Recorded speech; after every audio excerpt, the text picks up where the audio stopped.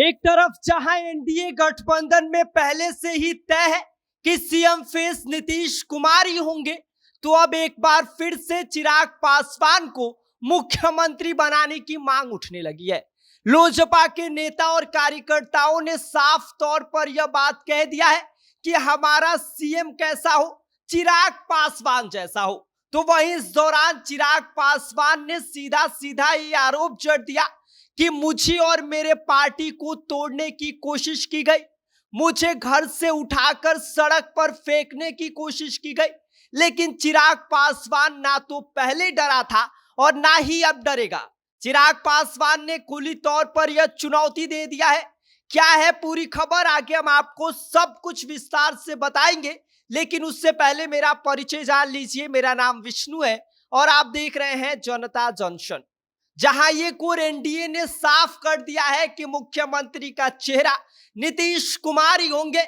लेकिन इससे बीच मुजफ्फरपुर से उठी एक नई मांग कि हमारा मुख्यमंत्री कैसा हो, चिराग पासवान जैसा हो। लोक जनशक्ति पार्टी रामविलास के कार्यकर्ताओं ने चिराग पासवान के सामने ही ये नारे लगाने शुरू कर दिए और मंच पर मौजूद खुद चिराग पासवान के चेहरे पर एक मुस्कान साफ तौर पर देखी जा सकती है। आपको बता दें कि एमआईटी कॉलेज मैदान में आयोजित 9 संकल्प महासभा में चिराग पासवान ने कांग्रेस और राजद के अलावा अपने चाचा पशुपति पारस को भी लपेटे में ले लिया। चिराग पासवान का कहना था कि यह चुनाव तय करेगा कि अगले 5 साल बिहार का भविष्य कैसा होगा। अगर जरा सी चूक हो गई तो आने वाले 5 साल फिर से पिछड़ेपन में कटेगा। आगे तेजस्वी यादव के एमवाई फैक्टर यानी कि मुस्लिम यादव समीकरण पर भी चिराग पासवान ने पलटवार किया और अपना नया फॉर्मूला पेश कर दिया। चिराग पासवान ने कहा कि हमारे नए फॉर्मूले में यह एमवाई समीकरण का मतलब मुस्लिम यादव समीकरण नहीं बल्कि महिलाएं और युवा है। चिराग पासवान ने कहा कि मेरे पिता के जाने के बाद मुझे तोड़ने की कोशिश हुई, कभी परिवार से अलग करने की साजिश रची गई, कभी पार्टी से निकालने की कोशिश की गई, तो कभी घर से सड़क पर फेंकने की धमकी दी गई। लेकिन चिराग पासवान न टूटा है न टूटेगा, क्योंकि चिराग पासवान शेर का बेटा है। वही कार्यक्रम खत्म होने के बाद नजारा और भी दिलचस्प हो गया। समर्थकों का जोश ऐसा कि कुछ लोग चिराग पासवान की गाड़ी पर चढ़ गए। आपको बता दें कि चिराग पासवान ने खुद उतरकर उन्हें समझाया और सुरक्षा कर्मियों ने मुश्किल से इस भीड़ को नियंत्रित किया। भाषण में चिराग पासवान ने बिहार की बदहाली का भी मुद्दा उठा दिया और कहा कि आजादी के 80 साल होने को है, लेकिन बिहार पिछड़ा हुआ है। आज भी लोग दिल्ली और मुंबई जाकर पढ़ाई और नौकरी करते हैं, लेकिन क्या आपने कभी सुना है कि दिल्ली का कोई लड़का रोजगार के लिए बिहार आया हो? कभी किसी ने कहा है कि इलाज के लिए दिल्ली से लोग पटना आए हैं?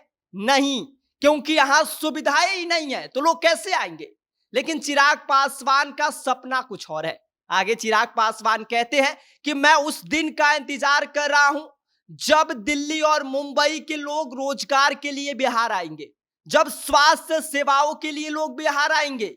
यह सब होगा तो बिहार फर्स्ट और बिहारी फर्स्ट के संकल्प थे। इसके साथ ही उन्होंने कांग्रेस और राजद को भी इस दौरान लपेटे में ले लिया और कहा कि ये लोग कितने साल सत्ता में रहने के बाद भी बिहार पिछड़ा क्यों है, जनता इनसे सवाल पूछे, इनसे जवाब मांगे। यानी साफ है कि एनडीए में नीतीश कुमार का चेहरा तय है, लेकिन कार्यकर्ताओं की डिमांड भी अलग है।